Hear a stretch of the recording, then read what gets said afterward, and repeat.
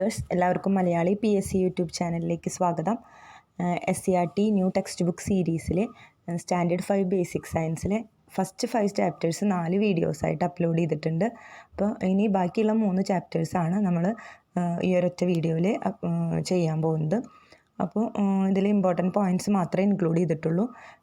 ഇതുവരെ നമ്മുടെ ചാനലിൽ ഇട്ടിട്ടുള്ള വീഡിയോസ് കാണാത്തവർ കാണുക, സബ്സ്ക്രൈബ് ചെയ്യുക, ഷെയർ ചെയ്യുക. ഉപകാരപ്രദമാവുകയാണെന്ന് വെച്ചെങ്കിൽ നിങ്ങളുടെ സജഷൻസ് അറിയിക്കുക. ഓക്കെ, അപ്പോൾ നമുക്ക് ഇന്നത്തെ ക്ലാസ് സ്റ്റാർട്ട് ചെയ്യാം.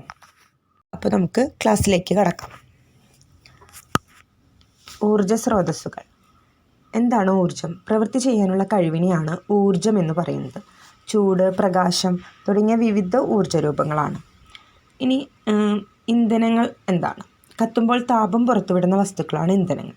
വിറക്, മണ്ണെണ്ണ, LPG, പെട്രോള്, ഡീസൽ, കൽക്കരി ഇതൊക്കെയാണ് ഇന്ധനങ്ങൾ എന്ന് പറയുന്നത്. അപ്പോൾ ഈ ഇന്ധനങ്ങൾ എന്ന് പറയുന്നത് ഖരാവസ്ഥയിലും ദ്രാവകാവസ്ഥയിലും വാതകാവസ്ഥയിലും ഇന്ധനങ്ങൾ കാണപ്പെടുന്നു. ഇനി അടുത്തതായിട്ട് ഈ ഒരു ചാപ്റ്ററിൽ പറയുന്നത് ഒരു പരീക്ഷണത്തിലൂടെ തെളിയിക്കുന്ന ഒരു കാര്യമാണ് കത്താൻ വായു ആവശ്യമാണ്. അപ്പോൾ നമുക്ക് പോയിൻ്റ് മാത്രം പഠിച്ചു വെച്ചാൽ മതി. ഓക്സിജൻ കത്താൻ സഹായിക്കുന്ന വാതകമാണ്. ഇനി ക്രൂഡ് ഓയിൽ രൂപപ്പെടുന്നത് എങ്ങനെ? ലക്ഷക്കണക്കിന് വർഷങ്ങൾക്ക് മുമ്പ് മണ്ണിനടിയിൽ അകപ്പെട്ടു പോയ ജൈവ വസ്തുക്കളിൽ നിന്നാണ് കൽക്കരി, ക്രൂഡ് ഓയിൽ, പ്രകൃതിവാതകം എന്നിവയുണ്ടാകുന്നത്.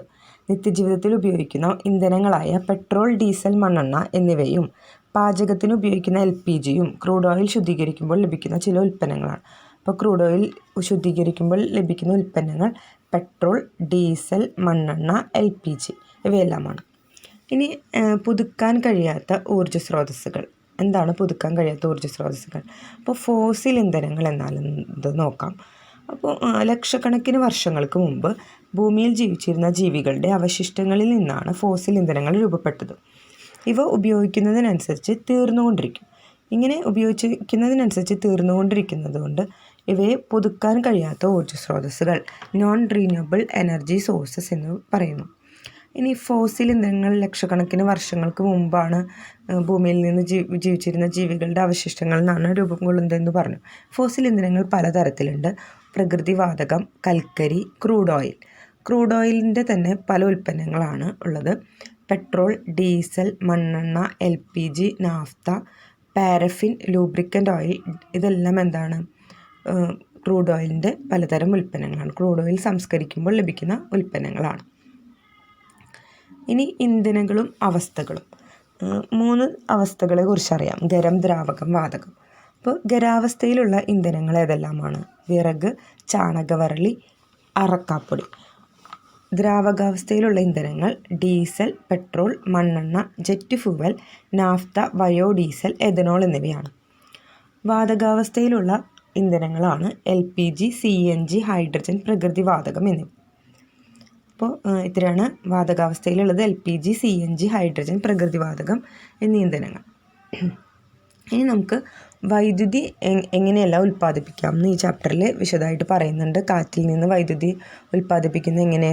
കെട്ടി നിർത്തിയ വെള്ളം ഒരു പൈപ്പിലൂടെ കടത്തിവിടുമ്പോൾ ടർബൈൻ കറങ്ങി അത് ജനറേറ്ററിനെ പ്രവർത്തിപ്പിച്ചാണ് ജലത്തിലൂടെ വൈദ്യുതി നിർമ്മിക്കുന്നത്. അതേപോലെ തന്നെ കാറ്റിൽ നിന്ന് വൈദ്യുതി എങ്ങനെ ഉൽപ്പാദിപ്പിക്കാം? കാറ്റിന് വസ്തുക്കളെ ചലിപ്പിക്കാനുള്ള കഴിവുണ്ട്. ഈ കഴിവ് ഉപയോഗപ്പെടുത്തി നമുക്ക് വൈദ്യുതി ഉൽപ്പാദിപ്പിക്കാം. ഇതിനുള്ള ഉപകരണമാണ് കാറ്റാടിയന്ത്രം അല്ലെങ്കിൽ വിൻഡ് വെയിൻ. അങ്ങനെ വൈദ്യുതി ഉൽപ്പാദിപ്പിക്കുന്നു. കേരളത്തിൽ രാമക്കൽമേട്, കഞ്ചിക്കോട്, അട്ടപ്പാടി. ഒന്ന് ശ്രദ്ധിച്ചു വയ്ക്കുക. രാമക്കൽമേട്, കഞ്ചിക്കോട്, അട്ടപ്പാടി എന്നിവിടങ്ങളിലാണ് കാറ്റിൽ നിന്ന് വൈദ്യുതി ഉൽപ്പാദിപ്പിക്കുന്ന സംവിധാനമുള്ളത്. അപ്പോൾ എന്തുകൊണ്ട് ഇവിടെ തിരഞ്ഞെടുത്തു ചോദിച്ചാൽ അവിടെ കാറ്റ് ധാരാളമായി ലഭിക്കുന്ന പ്രദേശമാണ്. ഇനി പുതുക്കാൻ കഴിയാത്ത ഊർജ്ജ സ്രോതസ്സുകൾ നമ്മൾ പഠിച്ചു. ഫോസിൽ ഇന്ധനങ്ങളെയാണ്. ക്രൂഡ് ഓയിൽ, പ്രകൃതിവാതകം ഇവയെല്ലാമാണ് പുതുക്കാൻ കഴിയാത്ത ഊർജ്ജ സ്രോതസ്സുകൾ. ഇനി പുതുക്കാൻ കഴിയുന്ന ഊർജ്ജ സ്രോതസ്സുകൾ ഏതെല്ലാമാണ്? സൂര്യപ്രകാശം, കാറ്റ്, തിരമാല. ഇത് ഉപയോഗിച്ചതിനനുസരിച്ച് തീർന്നു പോകുന്നവയല്ല. ഇവ പുതുക്കാൻ കഴിയുന്ന ഊർജ്ജ സ്രോതസ്സുകൾ എന്നറിയപ്പെടുന്നു. ഈ ഊർജ്ജ സ്രോതസ്സുകൾ വായുമലിനീകരണം ഉണ്ടാക്കുന്നില്ല. ഇനി ബയോഗ്യാസ് എന്താണെന്ന് നോക്കാം. പാരിസ്ഥിതിക പ്രശ്നങ്ങൾ ഉണ്ടാക്കുന്ന ജൈവ മാലിന്യങ്ങളിൽ നിന്ന് ഇന്ധനം ഉണ്ടാക്കാം. ഇങ്ങനെ ഉണ്ടാക്കുന്ന വാതക ഇന്ധനമാണ് ബയോഗ്യാസ്. അപ്പോൾ എന്താണ് ബയോഗ്യാസ്? പാരിസ്ഥിതിക പ്രശ്നങ്ങൾ ഉണ്ടാക്കുന്ന ജൈവ മാലിന്യങ്ങൾ ഉണ്ടാവും, അതിൽ നിന്ന് ഇന്ധനം ഉണ്ടാക്കാൻ കഴിയും. ഇതിനെയാണ് ഇങ്ങനെ ഉണ്ടാക്കുന്ന വാതക ഇന്ധനമാണ് ബയോഗ്യാസ്. ഇനി കൊച്ചിൻ എയർപോർട്ട് എന്നൊരു ടോപ്പിക്കോട് കൂടിയിട്ട് നമുക്ക് PSCക്ക് റിലേറ്റഡ് ആയിട്ടുള്ള എല്ലാ ടോപ്പിക്കും നമ്മൾ കവർ ചെയ്തു ഈ ചാപ്റ്ററിൽ നോക്കാം. കൊച്ചിൻ എയർപോർട്ട് പൂർണ്ണമായും സൗരോർജ്ജം കൊണ്ട് പ്രവർത്തിക്കുന്ന ലോകത്തിലെ ആദ്യത്തെ വിമാനത്താവളമാണ് കൊച്ചിയിലേത്. ഈ അന്താരാഷ്ട്ര വിമാനത്താവളത്തിൻ്റെ മുഴുവൻ പ്രവർത്തനങ്ങൾക്കും ആവശ്യമുള്ള വൈദ്യുതി ഉൽപ്പാദിപ്പിക്കുന്നത് സൗരോർജ്ജ പാനലുകൾ ഉപയോഗിച്ചാണ്. അപ്പോൾ സൗരോർജ്ജ പാനലുകൾ ഉപയോഗിച്ചാണ് കൊച്ചിൻ എയർപോർട്ട് മുഴുവനായും പ്രവർത്തിക്കുന്നത്. സൗരോർജ്ജം കൊണ്ടാണ് പ്രവർത്തിക്കുന്നത്. ഇങ്ങനെ ലോകത്തിലെ തന്നെ ആദ്യത്തെ വിമാനത്താവളമാണ് കൊച്ചിയിലേത്. അപ്പോൾ നമുക്കിനി അടുത്ത ചാപ്റ്ററിലേക്ക് പോകാം. ചാപ്റ്റർ 7 ഇന്ദ്രിയജാലം. അപ്പോൾ ജ്ഞാനേന്ദ്രിയങ്ങളെ കുറിച്ചിട്ടാണ് ഇവിടെ പറയുന്നത്. നമുക്കറിയാം കണ്ണ്, മൂക്ക്, നാക്ക്, ത്വക്ക്, ചെവി ഇതെല്ലാമാണ് ജ്ഞാനേന്ദ്രിയങ്ങൾ. അപ്പോൾ എന്താണ് ജ്ഞാനേന്ദ്രിയങ്ങൾ? ചുറ്റുപാടുകളെ മനസ്സിലാക്കുന്നതിന് സഹായിക്കുന്ന വിവിധ തരം അവയവങ്ങൾ ജന്തുക്കൾക്കുണ്ട്. ഈ അവയവങ്ങളാണ് ജ്ഞാനേന്ദ്രിയങ്ങൾ. കണ്ണ്, ചെവി, മൂക്ക്, നാക്ക്, ത്വക്ക് ഇതൊക്കെ മനുഷ്യൻ്റെ ജ്ഞാനേന്ദ്രിയങ്ങളാണ്.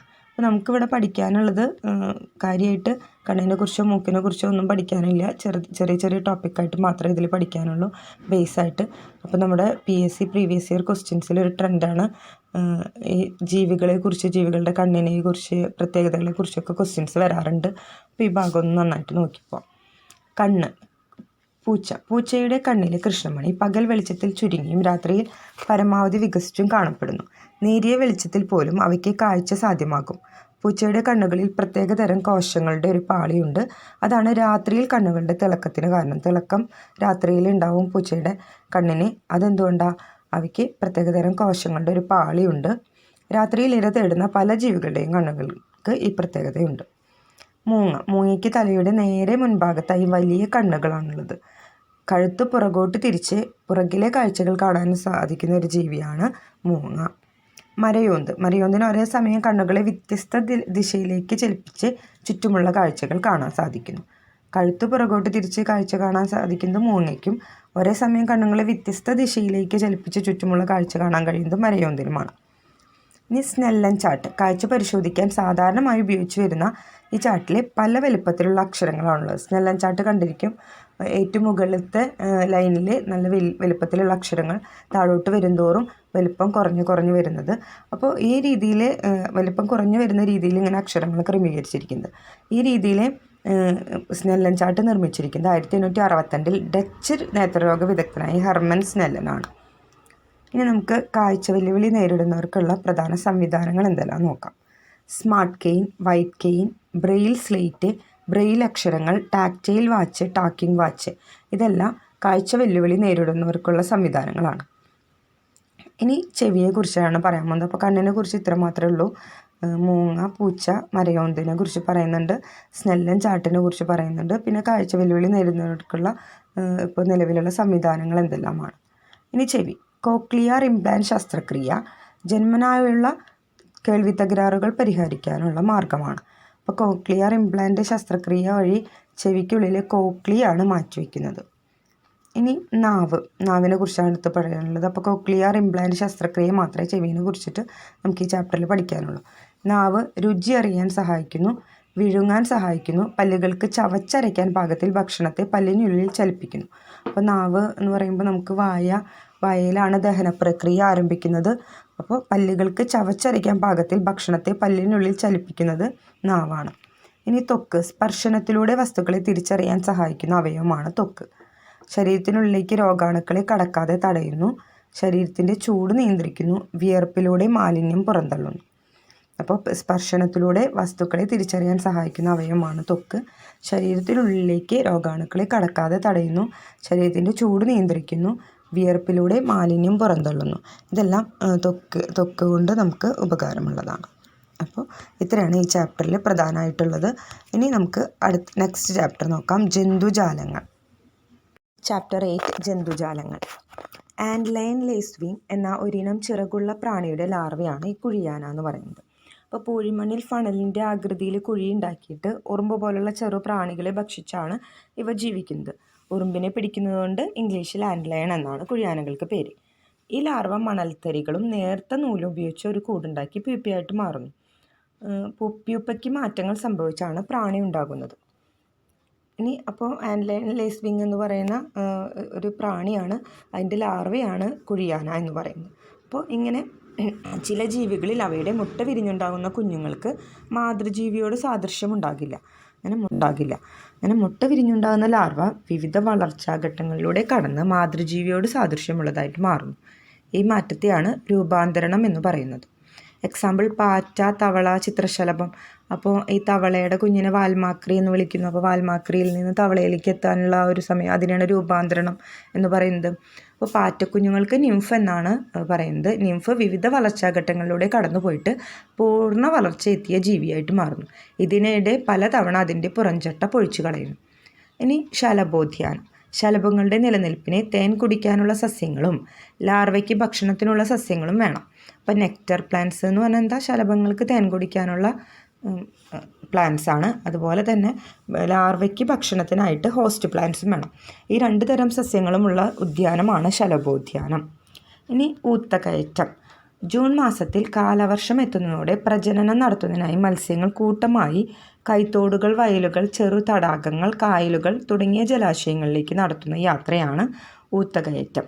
അപ്പോൾ ജൂൺ മാസത്തിൽ കാലവർഷം എത്തുന്നതോടെയാണ് പ്രജനനത്തിനായിട്ട് മത്സ്യങ്ങൾ വയലുകളും ചെറു തടാകങ്ങളൊക്കെ നോക്കിയിട്ട് അങ്ങനെയുള്ള ജലാശയങ്ങളിലേക്ക് യാത്ര നടത്തും. ഇതിനാണ് ഊത്തകയറ്റം എന്നറിയപ്പെടുന്നത്.